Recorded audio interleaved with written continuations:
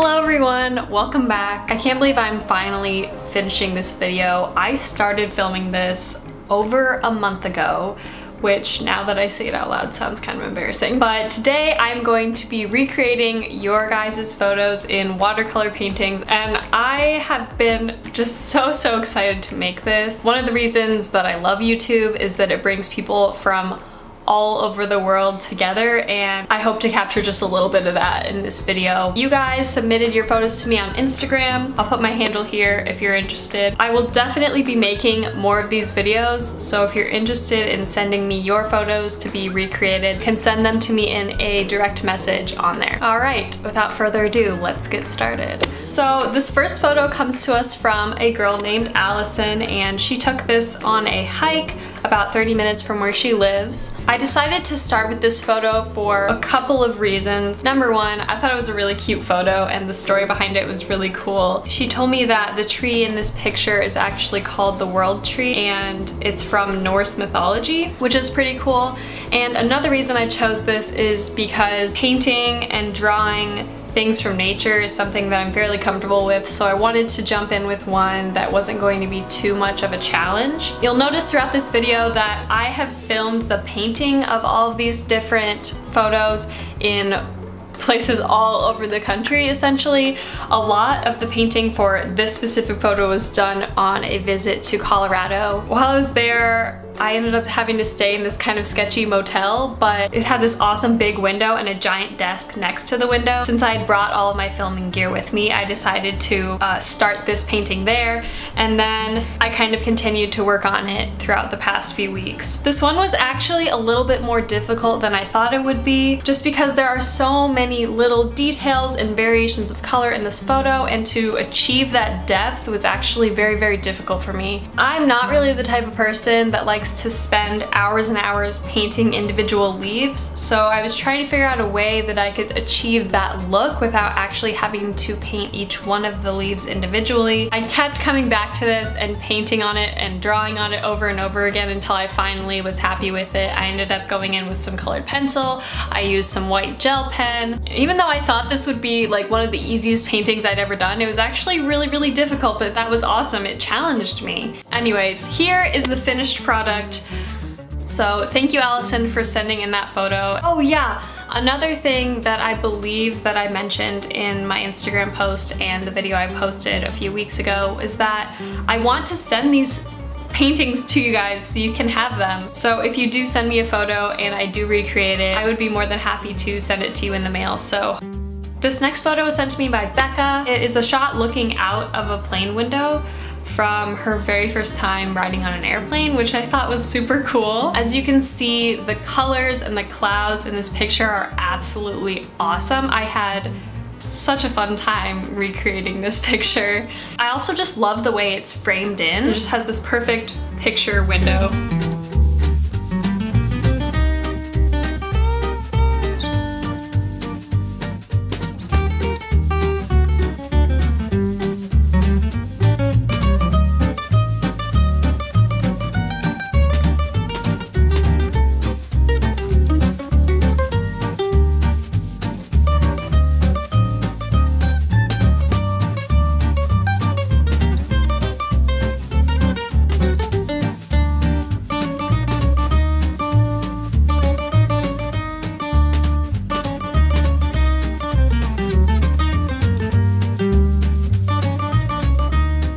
This painting just came so much more naturally to me. I don't know why, but the colors, the composition, everything just felt so much easier, and I was super happy with how this one ended up turning out. So thank you, Becca, for sending me that photo. I loved recreating it. Also, you'll notice that for, I think, all of these paintings, I ended up using a combination of watercolor paint and colored pencil. And I think the reason for that is there are certain textures that are really hard to achieve using watercolor, and I think letting the watercolor dry and then going on top with colored pencil, it's a lot easier for me to recreate certain elements of photos using a dry medium versus a wet one, and I just feel like I have a little bit more control. This next photo comes from Emma, and I think anyone who is a dog lover is just going to absolutely freak out about this one because she sent me a photo of her dog. He is a corgi named Butters, and he's very adorable.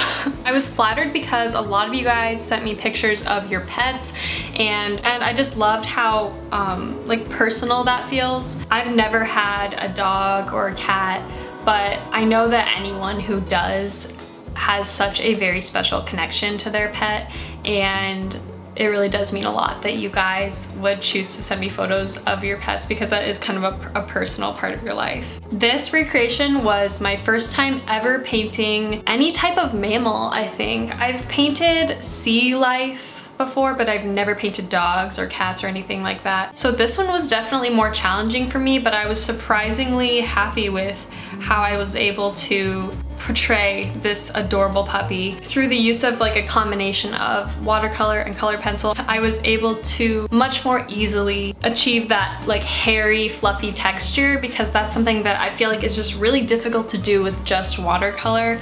Anyways, here is the final result. Thank you, Emma, for sending me this picture, and I hope it does your beautiful dog justice. The next photo that was submitted to me actually made me smile a lot, and this subscriber sent me a photo of her with her 2 siblings, and it's a beautiful photo taken above of them when they were really young, and they're all holding hands. And I love this photo not only because it's super adorable, but I love the colors in this because they're each wearing a nice bright color on the top, and they're against this beautiful green grass. So even though I had never really painted people before, and this was extremely challenging for me, I was just so excited to get to work on this piece. Painting faces, especially on this small of a scale, is so difficult because each person has such unique characteristics about their face that when you don't get it quite right, it's so obvious, especially when you're comparing it side by side. So I appreciate the willingness of this person to allow me to recreate this photo for them, and I did my very best. And just feel free to roast me in the comments, okay? Here is how the final result turned out.